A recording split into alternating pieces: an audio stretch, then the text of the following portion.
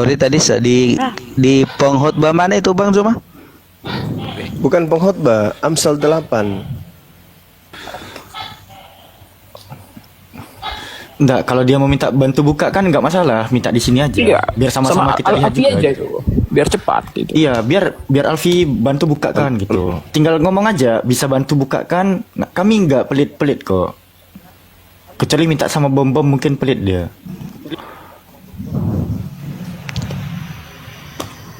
Coba Amsal 8 ayat berapa itu?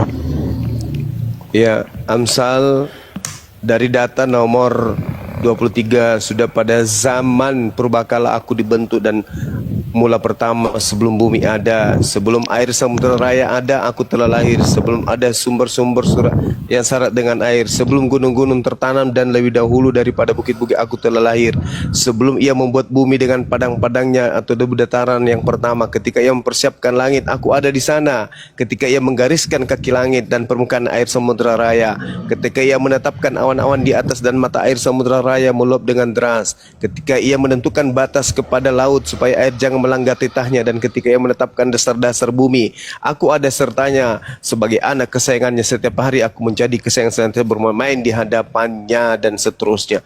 Salomo jauh lebih hebat. Yesus nggak ada papanya Bang, gagal dia.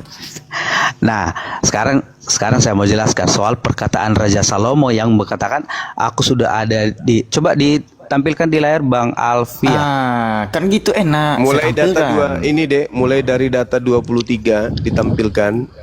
Boleh. Ya, sampai data 28, 23 sampai 28. Biar puas saudara kita ini bahwa Salomo jauh lebih hebat daripada Tuhannya Kristen yang adalah Yesus. Iya. Boleh bantu moderator? Ya, Pak Pendeta tolong di mute dulu ya, itu suara napasnya kedengeran itu, Iya. takutnya di framing. Amsal 8 butir ke-23.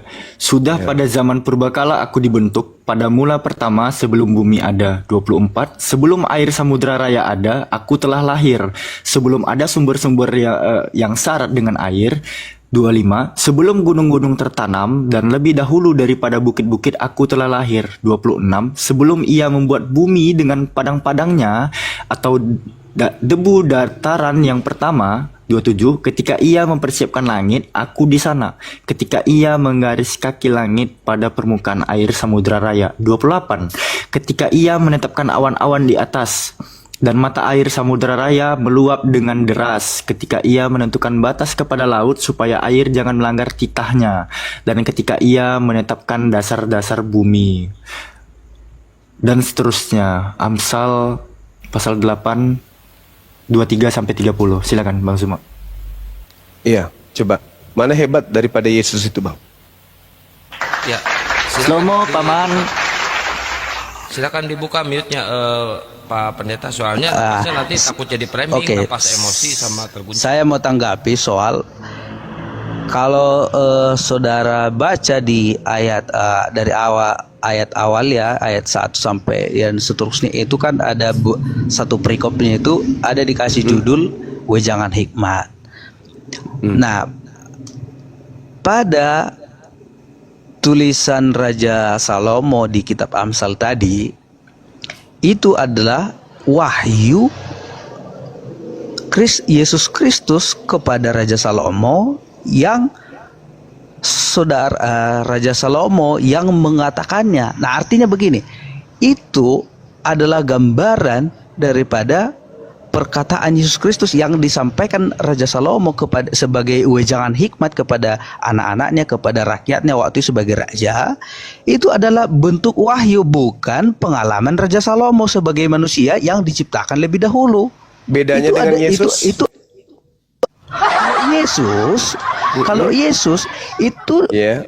itu dia berbicara kepada orang Farisi, aku ada sebelum itu bukan wahyu, Tapi itu adalah firman yang dia alami sebagai Tuhan. Jadi bukan gimana dong? bukan wahyu. Sementara Yesus berkata, firman yang kau dengar dari mulutku itu bukan dari aku, tapi dari Dia yang telah mengutus aku. Aku tidak dapat berkata-kata dari diriku sendiri. Apa yang aku Loh. katakan adalah apa yang difirmankan Bapa untuk aku katakan, aku sampaikan. Mana yang betul? Lo Abang atau bedakan Yesus? dong. Kok dibedakan? Saat Yesus berbicara kepada orang Farisi, dia Dia kan berbicara berbicara sebagai sebagai, apa? manusia, sebagai Nah. manusia. Tapi Nah. dia sebagai manusia pun menjelaskan. Ya Salomo menjelaskan sebagai manusia lah. Dia kan bukan Tuhan. Sama. Iya Apa sama, tapi bedanya? Tapi- perkataan Raja Salomo itu adalah wahyu tentang Yesus berkata, aku tidak berkata-kata dari diriku sendiri. Apa yang aku katakan adalah apa yang diperintahkan untuk aku katakan, aku sampaikan. Bedanya di mana? bedanya adalah Yesus Adalah? berkata sebagai manusia waktu itu, bukan. Nah, Salomo? Ya Salomo sebagai manusia, tapi Sama kan? Loh, Sama. beda dong. Lu kok beda? Artinya, Artinya? Yesus waktu Yesus. berdebat kepada orang Farisi dan ahli-ahli Taurat di Israel waktu itu, menjelaskan kepada ahli-ahli Taurat bahwa Yesus itu sudah ada sebagai Tuhan sebelum dia menjadi manusia. Tidak ada sebagai Tuhan. Jangan Anda tambah-tambahkan. Aku ada sebelum Abraham ada. Bukan berarti dia Tuhan. Kenapa? Karena di dalam Efesus 1 nomor 4 yang dibacakan tadi itu sudah sangat jelas. Kita ada sebelum semuanya ada. Itu sudah jelas itu. Pengkhotbah 15 juga menerangkan, Pengkhotbah 3 nomor 15 juga mengatakan begitu. Yang sekarang ada, dulu sudah ada, dan yang akan ada sudah lama ada. Apa bedanya dengan Yesus? Nanti kalau pembahasannya kalau ada waktu nanti pembahasannya sedalam itu, saya akan buka kalau ada yang bisa mediasi buka ruang berdiskusi soal nanti kita Bagaimana akan berbicara soal tafsir juga di sana. Bagaimana mau lebih dalam yang kayak gini aja Anda sudah gagal, Bang? bukan, karena kalau saya jelaskan di sini nanti akan bisa saudara bilang saya akan berkhotbah menjelaskan soal kalau Yesus itu kan di perjanjian lama. Nanti saudara boleh percaya atau tidak, ini adalah yang mau saya sampaikan. Yesus itu kalau saudara mau tuntut dia sebagai manusianya ada sebelum Abraham ada, Yesus itu bisa, nanti saudara boleh terima dengan akal sehat atau tidak ya. Yesus itu sudah ada sebelum Abraham ada sebagai manusia juga sebenarnya. Tapi direpresentasikan oleh beberapa orang yang tercatat di Alkitab di Perjanjian Lama sebelum Abraham ada. Makanya ada yang komentar soal kemarin di grup sebelah juga berkomentar soal apakah Yesus betul-betul ada sebagai manusia sebelum Abraham ada? Ada, tapi dalam bentuk representasi yang direpresentasikan oleh orang-orang yang diwahyukan Allah firman kepadanya. Contoh saya sampaikan soal pada doktrin kekristenan, Yesus itu sudah direpresentasikan oleh orang-orang kudus sebelum Abraham. Nanti makanya saya sampaikan kalau kita membahas lebih lanjut nanti ke sana akan sangat panjang. Yang mau kita bahas tadi esensi yang di Perjanjian Lama, kalaupun terkait kepada Perjanjian Lama ini, maksud saya itu akan menjadi perdebatan yang akan sangat panjang dan penjelasannya sangat panjang sekali. Anda aja tuh yang terlalu panjang jawabnya tuh. Kalau kita simpel aja, Anda ditanya jawabnya ke pemerintahan, ke alam semesta, ke Ya, itu kan analogi. Bagaimana kita mau mengerti suatu wahyu kalau tidak dianalogikan? Cuman Anda nggak mengerti, kami mengerti semua kok. Itu simpel itu. Ya kalau saudara mengerti, Rocky Gerung mengerti, kenapa masih bertanya? Wahyu yang diberikan kepada seseorang itu, wahyu yang diberikan kepada seseorang manusia, termasuk juga kepada Abraham, kepada Raja Salomo, kepada Raja Daud, kepada Paulus, kepada Petrus, semua itu adalah sangat berguna untuk kita loh. Dan kalau kita berdebatkan soal itu, makanya saya bilang pelajarannya akan sangat panjang, penjelasannya akan sangat panjang, karena kita butuh buku-buku referensi yang menjelaskan tentang itu nanti. Jadi gini saudara, jadi seorang pendeta memang harus lihai ya bagaimana mengolah data supaya orang tetap percaya. bahwa Yesus itu adalah Tuhan, meskipun kemudian melanggar norma kemanusiaan kita sebagai manusia yang berakal. Kenapa saya mengatakan demikian? Kalau Anda melihat Yeremia 1 nomor 4, nomor 5, firman Tuhan datang kepadaku, bunyinya, sebelum aku membentuk engkau wahai Yeremia dalam rahim ibumu, aku telah mengenal engkau. Dan sebelum engkau keluar dari kandungan, aku telah menguduskan engkau. Aku telah menetapkan engkau menjadi nabi bagi bangsa-bangsa. Ini lebih hebat daripada Yesus, karena Yesus itu pengakuan mulutnya sendiri. Dan Yesus berkata, Yohanes 14:24, firman yang kau dengar dari mulutku itu bukan dari aku, tetapi dari Dia yang telah mengutus aku. Kan gitu poinnya. Sedangkan Yeremia Tuhannya yang berfirman. Tuhan berfirman kepadaku, sebelum aku membentuk engkau dalam rahim ibumu, aku telah mengenal engkau. Itu jelas itu. Berarti Yeremia juga sama halnya dengan itu. Masalahnya, Abraham lahir terlebih dahulu dari Yeremia. Namun Nabi Yeremia sudah ditakdirkan menjadi nabi.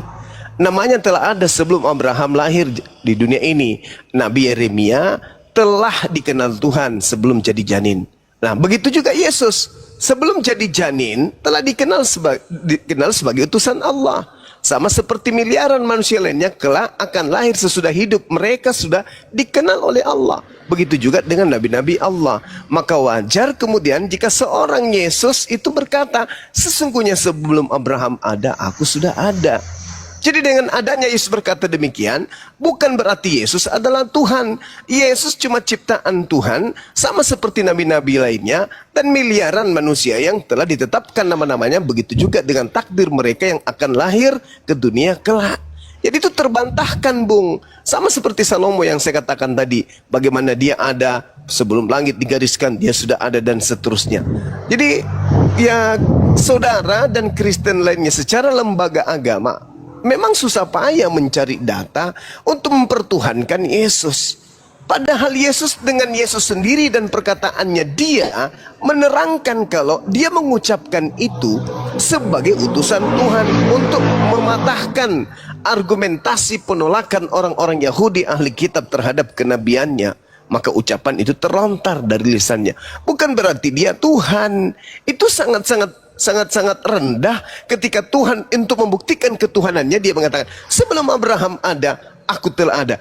Itu bukan Tuhan itu yang berkata seperti itu. Itu hanya tataran nabi. Itu hanya tataran nabi. Kalau Tuhan itu dia berkata, akulah yang awal, akulah yang akhir. Yang maha awal, maha akhir. Itu baru Tuhan. Lah Yesus itu kan ada. itu kan ada di kitab Wahyu dikatakan. Itu lari ke adalah setan. Alfa dan Omega. Kalau itu lari ke iblis, itu bukan Yesus.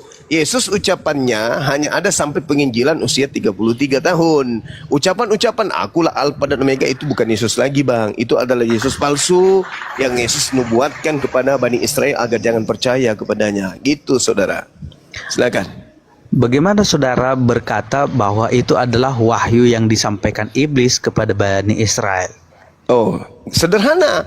Yesus berkata dalam Yohanes 17 nomor 8, segala firman yang engkau berikan telah aku sampaikan kepada mereka. Telah aku sampaikan kepada mereka. Segala firman yang engkau berikan telah aku sampaikan.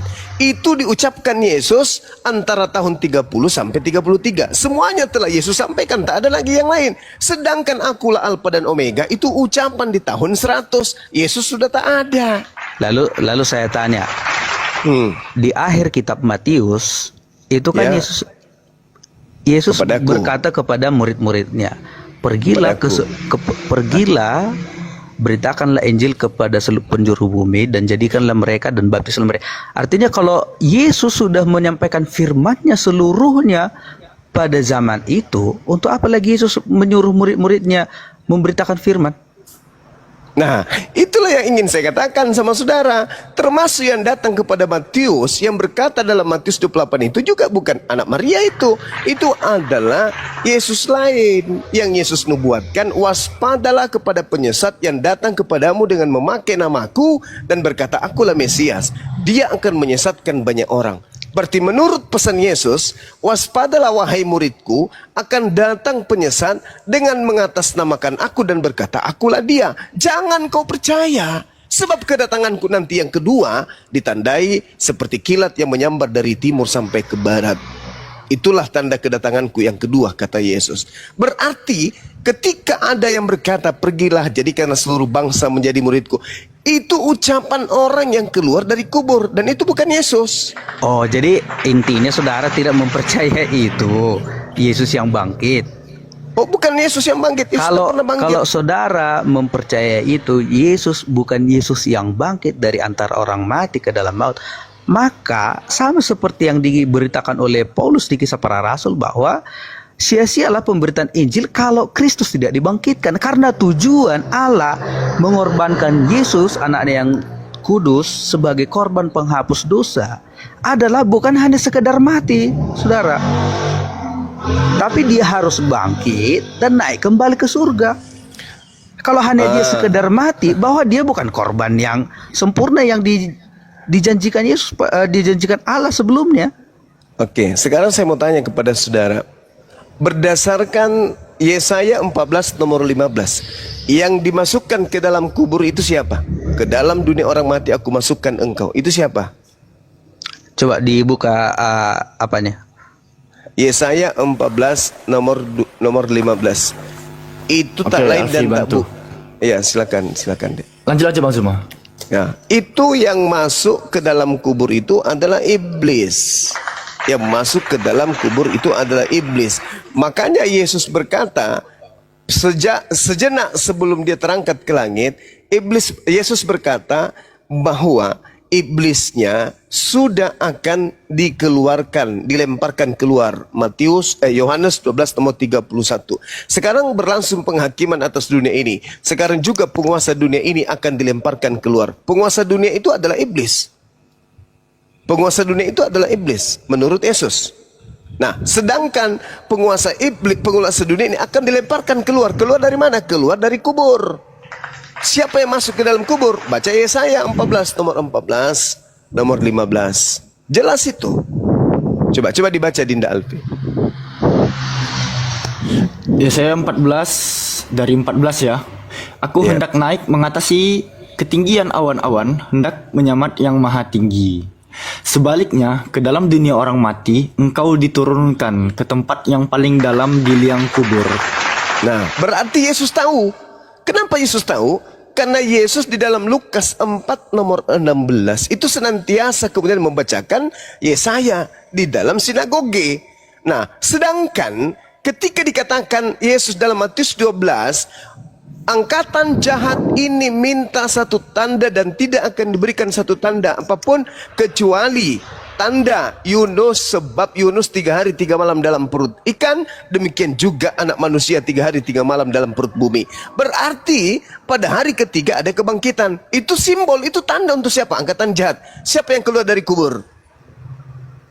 Karena Yesus berkata, Iblis, sekarang paman. berlangsung penghakiman atas dunia ini. Sekarang juga penguasa dunia akan dilemparkan keluar. Keluar dari mana? Keluar dari Kubur, Eden? Paman. Tidak mungkin. Keluar dari surga? Nggak mungkin. Satu-satunya sumber dari mana dia keluar iblis ini, dari kubur. Keluarlah dia. Mana mungkin Menyerupai Yesus dan mengaku Yesus. Ingat Bung. Lukas 21 nomor 8. Waspadalah kepada penyesat yang datang kepadamu dengan memakai nama Yesus dan berkata, akulah Yesus. Waktunya sudah dekat, jangan kau percaya. Nah, sekarang saya mau tanya kepada Bang Juma. Siap. Kalau saudara percaya bahwa Yesus berkata, jangan percaya kepada Yesus atau Mesias palsu, sebab aku akan datang. Bagaimana mungkin dia akan datang kalau dia tidak bangkit dari kubur? Padahal saudara bilang tadi yang bangkit dari kubur itu bukan Yesus, tetapi iblis. Yesus itu tidak mengalami kematian. Yang disalib itu bukan Yesus. Yesusnya terangkat ke langit langsung. Yang menggantikan itu adalah orang yang dikutuk oleh Tuhan. Lalu bagaimana Yesus akan menjadi korban penghapus dosa kalau dia tidak disalib, kalau dia tidak mati? Bisa. Korban penebus dosa itu adalah akal-akalan gereja. Coba Bukan Anda akal- baca. Oh, lalu siapa? Coba tunjukkan kepada saya dalil di mana Tuhan ingin menebus dosa dengan menggunakan manusia.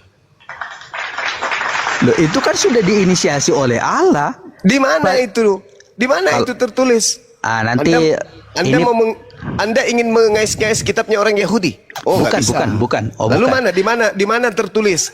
Di mana tertulis Saya- ada kaidah? Di mana tertulis ada kaidah nebus dosa dengan menggunakan manusia? Bukan menebus dosa dengan manusia dong. Lalu Yesus yang mati di salib Allah- itu Allah menurut Anda yang mati di salib ini manusia atau bukan? Bahkan pada awal kejatuhan manusia dalam dosa, yaitu Adam dan Hawa di Taman Eden, Doktrin. Mundur itu. Doktrin. Allah sudah menginisiasi itu. Doktrin. Kalaupun kalaupun pada akhirnya itu diteruskan nanti sebelum ada keagamaan, kekristenan, itu kan memang dasarnya itu sudah dilakukan oleh bangsa Israel dan nenek moyangnya sebelumnya, Binatang, yaitu kan? Binatang. iya, itu harus melalui Binatang. korban Binatang. binatang. Yesus binatang. Loh, jangan dulu saya jangan dulu Nggak bisa. Saya mau jelaskan. Yeremia 1, Bang. Yeremia 1 nomor 2. Katakanlah kepada orang Yahudi apabila mereka hendak mempersembahkan korban penebus salah, penebus dosa kepada Tuhan, hendaklah dia mempersembahkan korban hewan, domba, Iya, kambing, betul. sapi, lembu. Sekarang Ya. pertanyaan saya, siapa yang mengajarkan kemudian Kristen memiliki konsep menebus dosa dengan menggunakan manusia? Tidak ada kekristenan mengajarkan bahwa menebus dosa itu harus manusia. Tetapi Tadi Anda begini. mengais Jangan dulu. Adam. Anda mengais Adam. Kenapa? Karena ada sesuatu yang ingin Anda jual, yaitu Yesus sebagai korban untuk Itu dosa, sebagai tebus dosa. makanya saya bilang tadi representasinya itu sudah ada dari itu. sejak Adam. Nah, di mana Tuhan? Sekarang Allah mau nyatakan itu. Allah mau itu kan kalau di kekristenan dibilang itu sama seperti kayak bayangan Yesus yang akan dikorbankan kelak untuk menebus dosa manusia. Karena begini, saudara, Masya Allah, Bang P. kalau di perjanjian lama sebelum Yesus, korban penghapus dosa itu kan harus Binatang. binatang. Darahnya harus tertumpah. Allah kemudian menginisiasi bahwa tidak mungkin ini menjadi korban penebus dosa yang bisa diteruskan oleh bangsa ini, bahkan seluruh bumi. Karena apa? Pada zaman Yesus sendiri pun, Yesus menyaksikan bahwa hal itu sudah diselewengkan oleh imam-imam kepala di rumah ibadat, yaitu mereka menyuruh umat datang membawa korban penebus dosa atau korban penebus salah, yaitu domba. Nah, dipermainkan. Dan ini makanya saya bilang Yesus harus menjadi korban yang sempurna, menggantikan atau menggenapkan semua korban sembelihan melalui binatang. Korban yang sempurna itu harus manusia yang betul-betul sempurna dan tidak berdosa. Astagfirullahaladzim, ya Allah ya Karim. Saudara, ini Anda mendapatkan ilmu dari mana bahwa korban itu harus manusia sempurna? Setahu saya, berdasarkan Bible, Al-Quran juga demikian. Yang senantiasa mempersembahkan manusia untuk jadi penebus salah, itu penyembah iblis, bukan penyembah Tuhan. Mana ada nabi-nabi? Nabi-nabi mana yang mengajarkan, Bung? Saya sudah Nabi mana bilang mengajarkan? tadi, untuk menggantikan korban persembahan atau korban pemotongan hewan tadi sebagai, karena itu tidak mungkin bisa sempurna bagi Allah. Itu harus korban yang sempurna. Kenapa Anda yang mengatur Tuhan? Tuhan mengatakan, Allah yang berfirman. Di mana? Coba Anda tunjukkan di mana Tuhan berfirman Dia meminta korban manusia untuk nebus dosa manusia. Itu di mana? Kalau ada, kita murtad semua ya di room ini. Iya, di mana? Justru Imamat 18:21. Janganlah kau serahkan seorang anak manusia untuk dipersembahkan kepada dewa Molok. Jangan, supaya jangan engkau melanggar kekudusan nama Tuhanmu. Akulah Tuhan. Jangan kau persembahkan manusia untuk Di dewa Molok. perjanjian itu jangan dikomparasikan ke situ, Bang. Oh, nggak bisa. Karena Lalu kita mau kemana? begini. Karena esensi dari yang perjanjian lama itu yang bangsa Israel, bahkan kan ada tertulis tuh sampai bangsa Israel pun, bahkan sampai raja Israel ada yang mempersembahkan anaknya sebagai korban persembahan. Itu karena apa? Ketidaktahuan mereka atau ketakutan mereka kepada Ya enggak, gini aja saudara. Daripada kita jadi pembual, tolong Anda tunjukkan di mana Tuhan memerintahkan mempersembahkan manusia suci sebagai penebus dosa. Itu aja dulu. bukan mempersembahkan manusia sebagai penebus dosa. Lah tadi Anda mengatakan harus. Harus. Begini loh. Makanya saya jelaskan tadi, kalau nanti saudara bilang lagi ini doktrin. Ya kami tidak ada dalil berarti doktrin. Ini loh. Apa bang? Karena sudah saya bilang tadi. Begini, Yesus menganggap orang-orang yang ingin membunuhnya itu sebagai anak setan, anak iblis, atau anak Tuhan. Itu dulu poinnya. Itu dulu. Kalau Tuhan menginginkan pembunuhan terhadap Yesus, berarti orang-orang yang mau membunuh Yesus adalah anak-anak Tuhan. Nah, sekarang permasalahannya adalah kalau ternyata Tuhan tidak menginginkan pembunuhan terhadap Yesus, berarti yang membunuh Yesus dan yang mengimani pembunuhan itu sebagai jalan keselamatan adalah anak-anak setan. Tolong. Sekarang Anda jelaskan kepada saya, apakah orang-orang yang ingin membunuh Yesus ini oleh Yesus disebut sebagai anak-anak Tuhan atau anak-anak iblis? Silakan. Tunggu. Yesus sudah pernah katakan itu, bahwa anak manusia memang akan mati dan terbunuh dan tergantung di atas kayu salib. Anak manusia, penggantinya juga anak manusia, bukan sama anak kucing. Seperti yang direpresentasikan di Perjanjian Lama. Tapi Yesus berkata apa? Tetapi celakalah manusia yang menyerahkan. Yang menyerah. Celakalah manusia yang menyerahkan, sekiranya bisa dia nggak usah dilahirkan. Artinya apa? Ini pembunuhan terhadap Yesus disukai Tuhan atau tidak? Tidak, Paman. Nah, tidak. Sekarang permasalahannya adalah, menurut Yesus, ketika datang orang-orang yang ingin membunuhnya, orang-orang yang ingin membunuhnya ini dilabeli oleh Yesus sebagai anak-anak Tuhan atau anak-anak iblis. Sekarang saya sampaikan gini, saudara mungkin bilang ini doktrin ya. Begini loh. Kalau tidak ada dalil doktrin. Seseorang manusia yang berdosa, saya mau gambarkan ini supaya jelas. Seorang manusia yang berdosa kepada Allah, harusnya kan dia akan mati oleh dosanya, kan gitu. Itu dulu awalnya.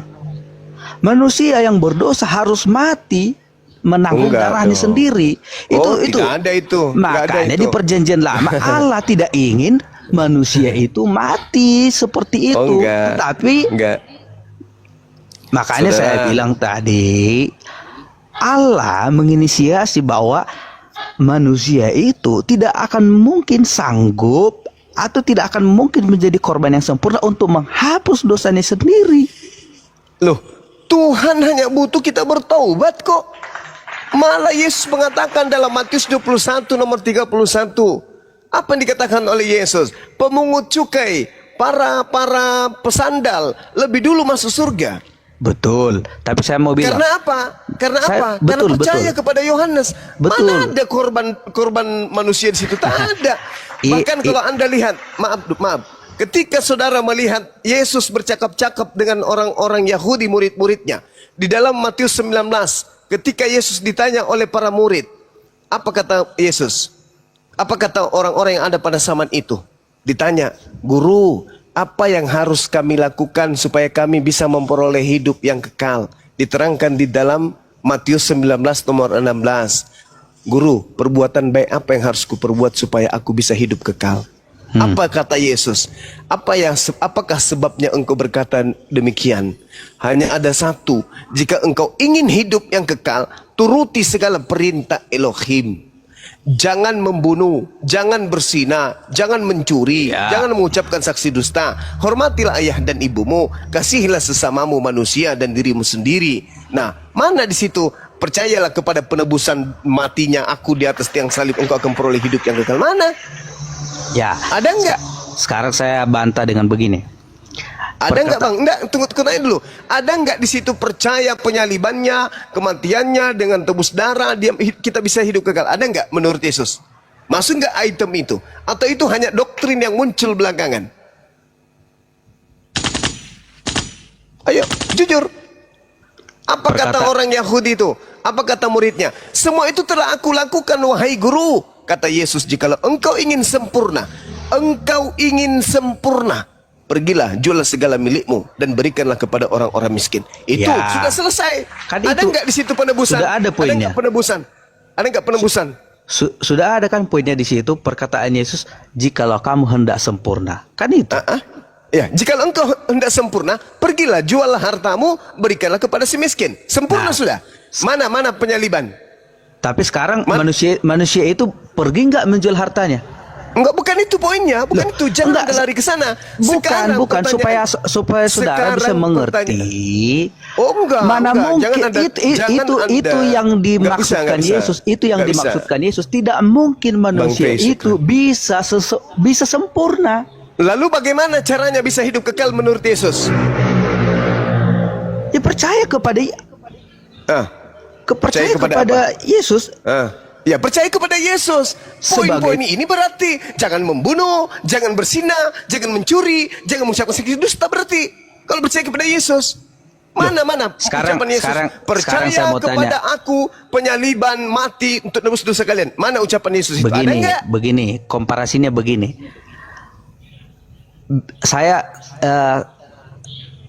Saya mendeskripsikan saudara sebagai orang Yahudi yang paham hukum Taurat, betul. Tapi begini, mungkin nggak saudara bisa melakukan hukum Taurat secara sempurna? Saudara, Yaitu tidak berzina, tidak membunuh, tidak bersaksi dusta, tidak berpikiran kotor. Bisa nggak? kalaupun melanggar, apa solusinya? Dari Tuhan. Upah melanggar itu adalah tertulis dalam kitab Roma, upah dosa itu adalah maut, kematian. Tidak ada. Sekarang permasalahannya, kata Yesus apa? Upah dari apa? Suaranya hilang, Gurunda. Ya, di tap-tap layar teman-teman, mungkin sinyal dari Gurunda ini ya hilang suaranya ya. Iya ya, di tap-tap semua ya di bawah tuh. Di follow-follow juga.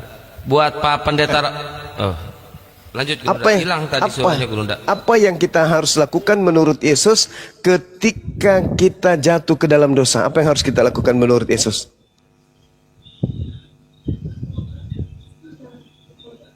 Dosa pasti harus ada konsekuensinya. Ya, apa yang harus kita lakukan menurut Yesus ketika kita jatuh ke dalam dosa? Menurut Yesus apa yang kita harus lakukan? Mengakui dosa, Lalu bertobat. bertobat. Nah, Terhapus tapi nggak? ingat, Tunggu. ingat. Terhapus enggak dosa kita ketika kita bertobat? Oh, jangan begitu konteksnya dong. Loh. Pertanyaan saya, Begini. terhapus tidak dosa kita ketika kita bertobat kepada Tuhan? Terhapus, tetapi Terhapus. tetapi konsekuensi dosa harus ditanggung. Loh, enggak, bermasalahnya sekarang ini dihapus atau tidak dihapus? Saya punya dosa. Ketika saya bertobat, dihapus enggak dosa saya? Dihapus. Lalu kenapa harus ada yang menjadi mati kayak ajaran pagan, bunuh orang? Tapi upah dosamu ada konsekuensinya loh. Kan sudah dihapuskan. Begini. Sudah dihapuskan. Kan sudah dihapuskan. Sama itu seperti begini. Apalagi? Mungkin nggak kamu membunuh seseorang, tapi di mata hukum kamu dibebaskan, walaupun keluarga mengampuni, kami ampuni kau. Tapi hukum pada hakikatnya hukum tidak akan ada pengampunan bagi hukum. Harus ada yang konsekuensi hukum, harus ada konsekuensi dosanya. Terlepas nanti keluarga bilang, oh saya ampuni kamu, tapi hukum pada hakikatnya tidak ada di mata hukum pengampunan. Hukum itu adalah konsekuensi. Jadi kalau saudara berbuat dosa harus ada konsekuensinya, apa? Masuk penjara. Tapi terlepas nanti dosamu, kau tidak masuk penjara karena apa? Dilepaskan pengampunan, dimaafkan oleh keluarga, itu terlepas dari, tapi hukum jelas. Kalau siapa yang membunuh harus masuk penjara. Itu. Saudara. Makanya perantaraannya, kalau saudara berdosa harus mati. Kalau kita Dosamu- berdosa, lalu kita memohon ampun dengan sungguh-sungguh kepada Bapa, maka kita akan diampuni oleh Bapa, oleh Tuhan. Kenapa Betul. kita? Terus apa masalahnya Tapi sekarang? masalahnya apa? setelah di Apa pada itu? setelah Yesus Hmm. datang ke dunia ini, Heeh. pengampunan dosa itu hanya Hanya? melalui Yesus. Gimana ceritanya? Ilmu dari mana lagi Anda dapatkan itu? Begini, Yesus sendiri mengatakan di dalam Yohanes 20 nomor 23, jikalau kamu mengampuni dosa orang lain, dosanya akan diampuni, dan jikalau kamu menyatakan dosa orang tetap ada, dosanya tetap ada. Markus nomor 26 juga hal yang sama. Tetapi jikalau kamu tidak...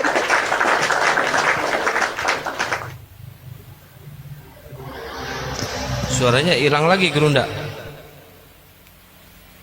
Mungkin sinyal Gerunda mungkin di sana. tetap kamu, apa masing-masing tidak mengampuni saudaramu dengan segenap hatimu. Itu jelas itu. Jadi Yesus mengajarkan apa? Tetapi jikalau kamu tidak mengampuni manusia, Bapakmu juga tidak akan mengampuni kesalahanmu. Tidak ada itu tebus menebus. Itu muncul ide dari Paulus. bukan Paulus. Lalu siapa? Di mana Tuhan mengampuni dosa? Nah, begini. Coba, kalau saudara. Kalau Di ide mana itu Tuhan muncul mengampuni dari dosa dengan Paulus, mempersembahkan tidak korban mungkin manusia? Yesus rela mati di kayu salib. Bahkan waktu di Taman Hai. Getsemani. Loh, kalau saudara bilang itu adalah ide Paulus, mungkin nggak Yesus memohon kepada Allah di Taman Getsemani, kalau sekiranya boleh, Nah. lalulah cawan ini daripada aku sebagai manusia. Yesus akan berkata bahwa tidak mungkin Bapa mungkin sebagai manusia, Yesus akan merasa ketakutannya. Karena begini, itu tadi Yesus hanya mengambil peran sebagai korban yang sempurna untuk mewakili semua Sekarang, dosa. itu konsep Kristen. Sampai- Sekarang begini saudara. Begini. Tolong tunjukkan di mana narasi Anda itu bisa berpegang dalam kitabnya orang Yahudi bahwa penebus dosa itu adalah manusia. Di mana itu tertulis? Imamat 1 nomor 2. Beritakan, sampaikan, kabarkan, informasikan, tegaskan kepada orang Yahudi apabila mereka hendak mempersembahkan korban penebus dosa, maka mereka hendaklah mempersembahkan hewan ternak, kambing, domba, sapi, lembu. Tak ada manusia. Kalau Anda mengatakan hari ini sebagai seorang pendeta, dosa harus ditebus dengan menggunakan manusia Yesus, mana dalil pembenarannya dari kitabnya orang Yahudi? Ada? Ada? Kalau ada, selesai kita. Bang Suma salah berarti. Mana? Bahkan Tuhan mengatakan Amsal 6 nomor 16, 6 perkara yang dibenci oleh Tuhan, bahkan 7 kekejian di dalam hatinya, yaitu mempersembahkan korban darah manusia. Oke? Lalu kemudian ketika Anda mencoba untuk menarasikan doktrin dan dogma saudara, jelas sekali kalau itu benar adanya, bahwa percaya kepada penyaliban terhadap matinya Yesus yang Anda imani di atas tiang salib menyelamatkan manusia, lalu buat apa kemudian Paulus ini mengorbankan manusia dan mempersembahkannya kemudian sebagai tumbal kepada iblis? Di antara Hymenius dan Alexander yang telah kuserahkan kepada iblis supaya jerah mereka menghujat. 1 Korintus 5 nomor 5, orang itu harus kita serahkan dalam nama Tuhan Yesus kepada iblis hingga binasa tubuhnya. 2 Timotius 4 nomor 6, mengenai diriku, darahku sudah mulai dicurahkan sebagai persembahan dan saat kematianku sudah dekat. Ini apa maksudnya? Kenapa Ya, Paulus oke. masih mempersembahkan manusia kepada iblis? Maksud daripada Paulus kita serahkan kepada itu yang Ya, menyerahkan kenapa harus Hymenius dan- dipersembahkan? Ya. bukan mempersembahkan, diserahkan kepada iblis. Iya, Begini, kenapa? karena orang itu dua menghalangi pemberitaan Injil. Sehingga dia diserahkan ke iblis. Iya, itu konsekuensi dosa. Diserahkan Untuk- kepada iblis. Diserahkan Oh. kepada iblis itu bukan diserahkan dibunuh, bukan.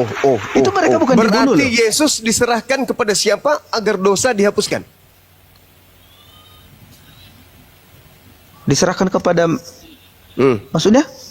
Loh, tadi diserahkannya Hymenius untuk apa? Untuk supaya dia ini tidak menghujat, tidak berbuat dosa sehingga dia diserahkan kepada iblis. Orang-orang Kristen supaya tidak berdosa, dosa-dosanya dihapuskan, Yesusnya diserahkan kepada siapa?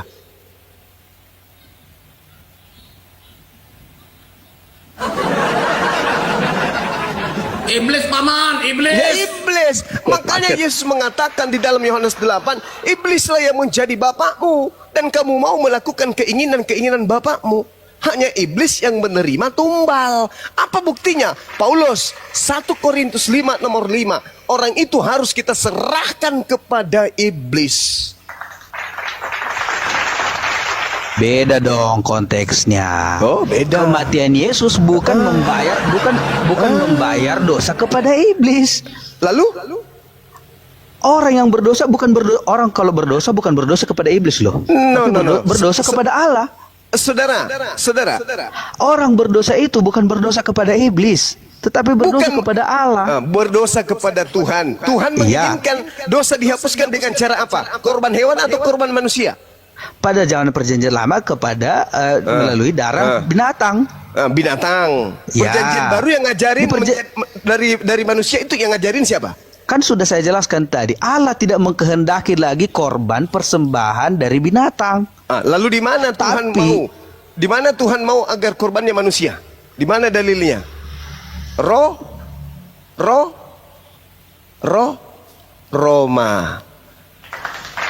Dari mana firman Roma ini? Dari makhluk roh mengaku Yesus kepada Paulus. Apa kata Paulus? Galatia 1 nomor 11 nomor 12. Aku menerima Injil bukan dari manusia. Bukan manusia yang mengajarkan aku Injil, tetapi Yesus Kristus. Bukan manusia, tapi Yesus. Yesus berkata, waspadalah kepada penyesat yang datang kepadamu dengan memakai nama Yesus dan berkata, akulah Yesus. Siapa yang mengaku Yesus? Yang datang kepada Paulus. Ingat, 2 Yohanes 1 nomor 7. Siapakah penyesat itu? Bukankah dia yang pergi ke seluruh dunia yang tidak mengaku Yesus datang sebagai manusia? Itulah penyesat, itulah antikristus. Tanya Paulus, ya paman, yang datang kepadamu itu siapa? Yesus, manusia atau bukan? Bukan. 2 Yohanes 1 nomor 7, dengar. Siapakah penyesat itu? Bukankah dia yang pergi ke seluruh dunia yang tidak mengaku Yesus datang sebagai manusia? Itulah penyesat dan itulah antikristusnya. Yesus, kamu manusia? Ya, aku manusia. Paulus, yang datang kepadamu siapa namanya? Yesus. Manusia atau bukan? Bukan. Antikristus, penyesat. Anda pengikutnya, Anda pengikut penyesat. Jelas itu, Bung. Makanya kenapa Kristen berdiri sendiri, kenapa Yahudi berdiri sendiri? Karena dua agama yang berbeda. Satu agama dari langit, satu agama buatan manusia. Jelas itu.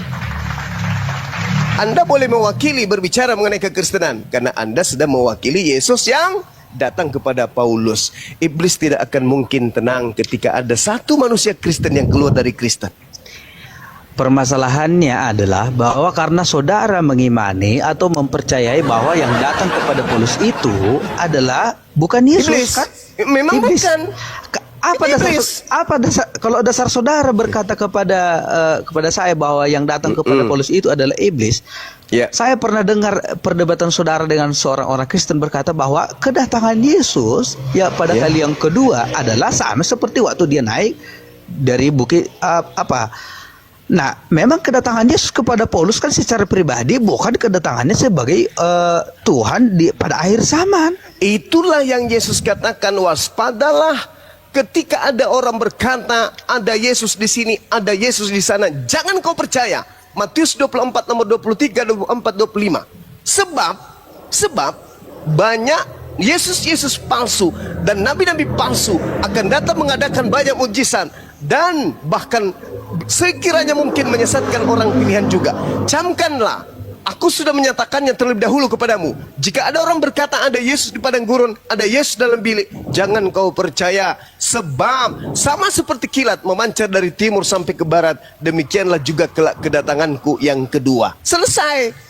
Berarti ketika ada orang berkata, ada Yesus di sini, jangan kau percaya. Ada Yesus di sini loh, jangan kau pergi ke sana, jangan kau percaya. Sebab kedatanganku yang kedua nanti aku kasih tanda seperti kilat memancar dari timur sampai ke barat. Kalau ada nanti manusia turun dari langit, diiringi oleh malaikat-malaikat, dan matahari seibarat seperti kilat dari timur sampai ke barat, itu baru aku. Itu aku yang asli. Tapi kalau hanya berkata, akulah Yesus padang gurun, akulah Yesus, jangan kau percaya, itu bukan aku. Jadi saya mau tanya kepada saudara Zuma, Silakan. kalau seandainya Yesus datang malam ini kepada saudara, baik itu dalam bentuk mimpi, bagi Itu dalam iblis. penglihatan, Itu saudara iblis. akan menolak. Itu iblis pasti, karena Yesus mengatakan jangan kau percaya. Ya, saya Ayo. mau sampaikan kepada saudara sebagai penutup, karena saya kira saya mau pelayanan besok, saya tidak mungkin berlama-lama di sini. Ya, Tidak silakan. ada perjumpaan titik temu dari perdebatan. Saya mau tutup dengan close Ya, statement silakan. dengan begini. Ya. Memang Yesus sendiri pun sudah bilang bahwa setiap orang yang tidak dikehendaki Bapa untuk datang kepada Yesus, ya dia tidak akan datang.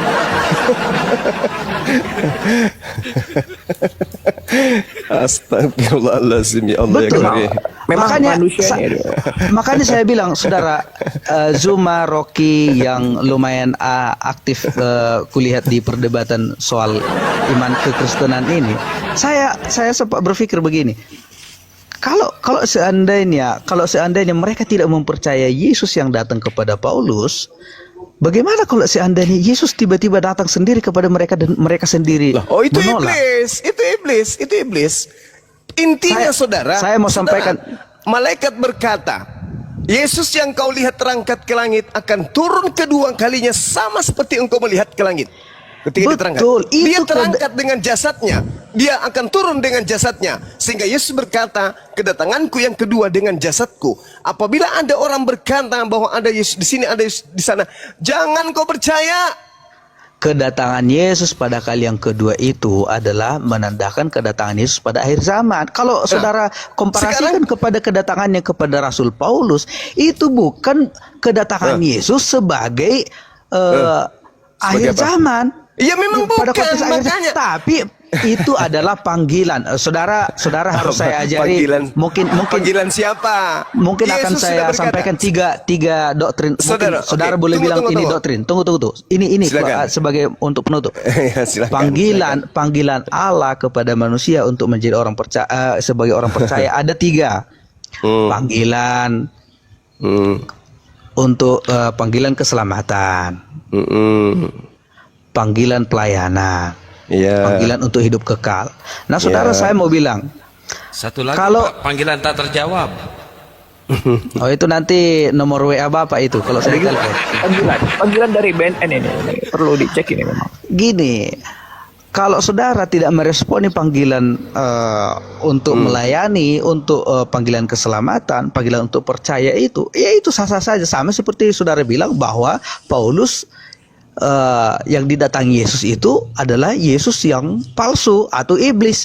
Mana mungkin iblis datang kepada Paulus, menyuruh Paulus untuk memberitakan keselamatan, untuk memberitakan Injil yang diberitakan Yesus. Faktanya Matius 7, 22, 23, Kristen semuanya diusir ke neraka. Mana ada keselamatan?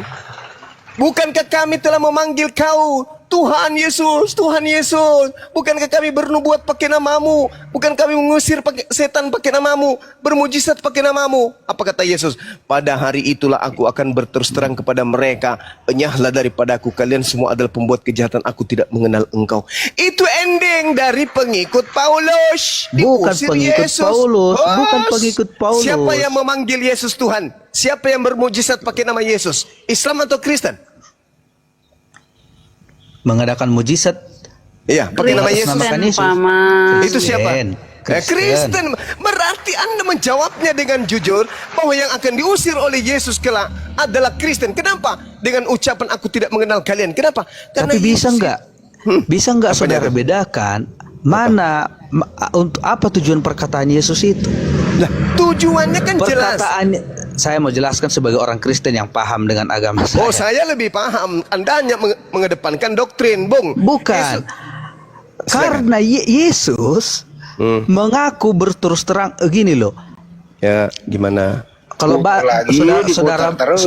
saudara baca nanti di kitab Matius, Markus, Lukas, Yohanes itu ada Yesus menyampaikan perumpamaan lalang di antara gandum, bahkan ada Yesus menyinggung soal orang-orang yang diibaratkan seperti pokok anggur. Itu orang-orang yang tidak bertumbuh imannya di dalam Yesus akan diperlakukan Yesus seperti itu. Saudara, Yesus akan mengaku dengan terus terang. saudara Contoh begini, saya pun sebagai hamba Yesus Kristus, kalau saya sudah bahkan saya berani berdebat dengan saudara, saya berani mengabarkan Injil, tapi kalau pada akhirnya niat pemberitaan Injil yang saya lakukan adalah bukan karena murni untuk memberitakan Injil, itu saya akan terus terang Yesus bilang itu. Makanya banyak sekali saya lihat, memang agak sedih juga melihat banyak sekali pendeta-pendeta tidak mengutamakan pengabaran Injil yang sempurna, bukan pengajaran Injil yang tulus. Tapi makanya Yesus memang sudah bilang ada banyak orang nanti akan memberitakan Injil karena perut mereka, karena golongan mereka, karena kepentingan pribadi. Itulah yang disampaikan Yesus. Aku akan berterus terang kepadamu. Aku tidak mengenal engkau. Sekalipun engkau mengusir iblis demi namaku, sekalipun engkau mengusir setan demi namaku, bernubuat, bermujizat demi namaku.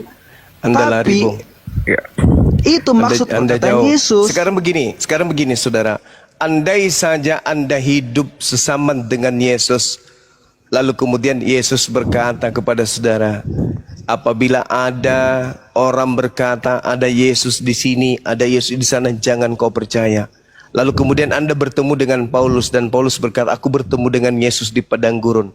Menurut nasihat Yesus, apakah Anda harus percaya kepada Paulus atau tidak?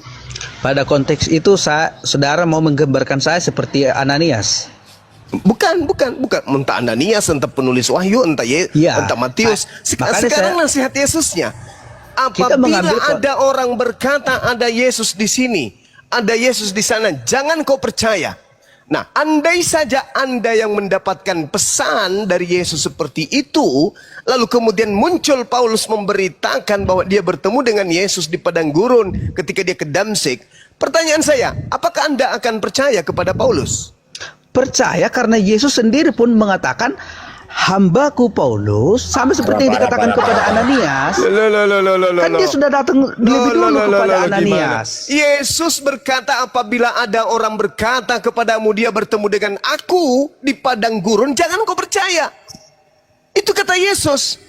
Tiba-tiba Anda kemudian ketemu Paulus.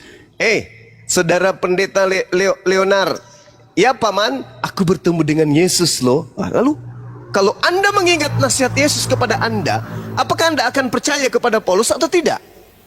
Ya kan pasti Yesus memberitahu sama saya kalau dia sudah bertemu dengan Paulus. Anda susah sembuh kalau begitu. Sakit. Anda sulit untuk disembuhkan kalau sudah kayak gini. Karena kenapa? Anda pura-pura gila, padahal Anda itu sebenarnya sehat. Yesus berkata, apabila ada yang berkata kepadamu bertemu dengan aku di sini, bertemu dengan aku di sana, jangan kau percaya. Sebab, coba Anda baca nomor 27. Udah. Begini. Sebab sama seperti kilat terpancar bersinar dari timur sampai ke barat, demikianlah kelak kedatanganku yang kedua sebagai anak manusia. Jadi jangan kau percaya yang lain. Datangku yang kedua hanya seperti kilat yang memancar dari timur sampai ke barat. Jangan kau percaya kepada yang lain. Itu kata Yesus. Tapi karena Anda ternyata tidak percaya itu, makanya Anda menjadi pengikut Paulus. Dah, selesai. Saya rasa tidak perlu kita panjang lebar. Pendengar kita sudah paham bahwa di mana duduk perkara yang sebenarnya. Anda pengikut Yesus atau Anda pengikut Paulus yang adalah menerima ajaran dari Yesus palsu. Demikian.